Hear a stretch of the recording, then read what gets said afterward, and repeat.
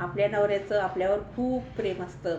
पण ज्यावेळेला आपला संसाराचा गाडा हाकायचा असतो त्यावेळेला थोडीशी तू मै होत राहते. आणि मग कधी कधी आपल्याला वाटतं की खरंच माझ्यावरती माझ्या नवऱ्याचं काही प्रेम नाही.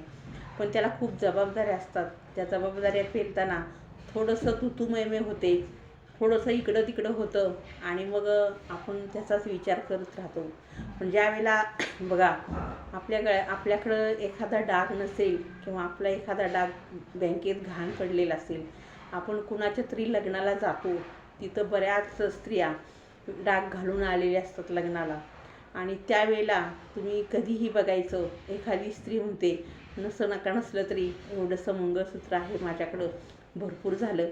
पण त्यावेळेला तुम्ही कधी जर तुम्हाला वेळ आली तर तुम्ही नवऱ्याच्या चेहऱ्याकडं बघा, त्याला थोडंसं अपराध्यासारखं वाटतं बरं का, ते तुम्हाला लक्षात येणार नाही.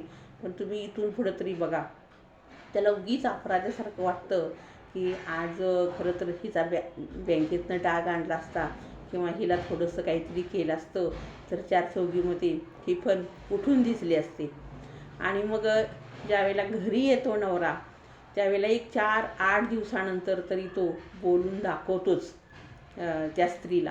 आणि तिला पण त्यावेळेला वाटतं की जाऊ द्या, घर बांधायचं आहे, मुलांचं शिक्षण आहे, हे आहे ते आहे, काय करायचं आहे मला डागाला आणि कशाला, आपले हे आहे तेच पुढं ढकलायचं. मुलं मोठी होतील त्याच्यामध्येच आपलं सगळं सुख आहे, घराचं थोडंसं काम करून घेऊया, घर असेल तर बरं आहे. आणि मग अशा पद्धतीनं एकमेकांना ते सामावून घेत असतात. त्यानंतर बघा, ज्यावेळेला तुम्ही थोडंसं आजारी पडता, आपण आजारी पडलो की नवरा आजारी असला की आपण नुसताच गोंधळ करत राहतो. पण ज्यावेळेला आपण आजारी पडतो आपल्याला वाटतं की किती कठोर आणि निष्ठुर आहे नवरा, कधी काही विचारत पण नाही. पण त्यावेळेला तुम्ही बघायचं या दिवसभरामध्ये तो नवरा किती जेवतो. नुसतं रडलं किंवा डोळ्यातनं पाणी आलं म्हणजे प्रेम आहे असं नाही. त्या दिवशी त्याचं जेवण खूप कमी झालेलं असतं. आणि खरंच नाही जेवत नवरा जास्त किंवा चेहऱ्यावरचं तेज पण कमी झालेलं असतं. आणि अशा छोट्या छोट्या गोष्टीतून बरेच आपल्याला अनुभव येत राहतात, फक्त आपलं त्याकडं लक्ष नसतं.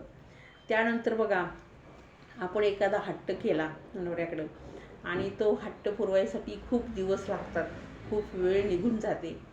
एखाद्या वेळेला आपण अल्लडपणामुळं ते विसरलेलो असतो की जाऊ द्या मरू द्या आता नंतर बघू.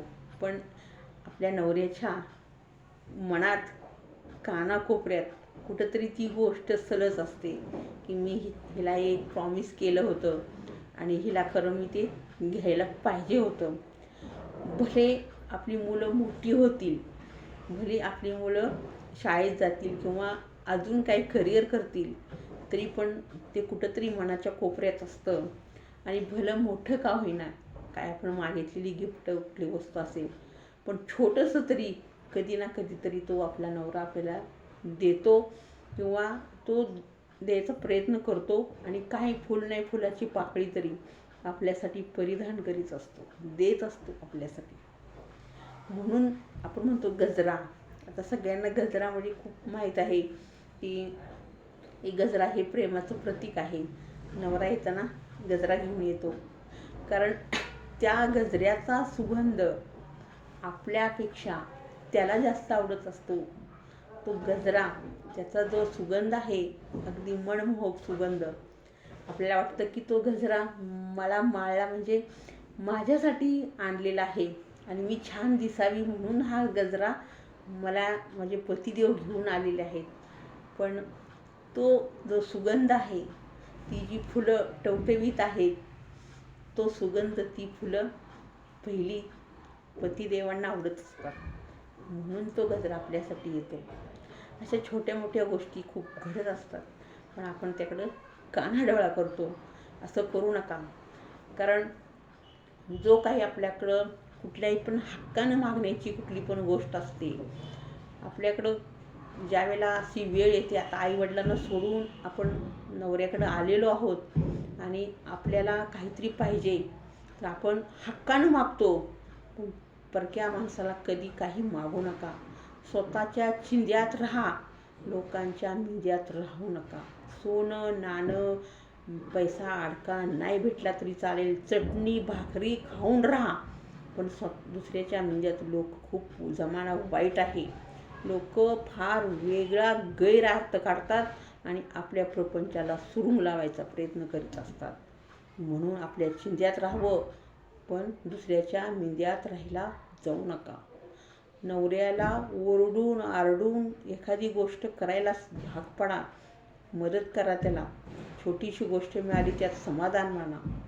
पण दुसऱ्याला तुम्ही काय मागायला गेला तर ती गावभर वाईट प्रवृत्तीनं लोक काहीही उठवत असतात आणि प्रपंचाला खीळ लागते. आजचा व्हिडिओ माझा कसा वाटला नक्की कळवा आणि नवीन असाल तर चॅनल सबस्क्राईब करा, लाईक करायला विसरू नका. Have a good day.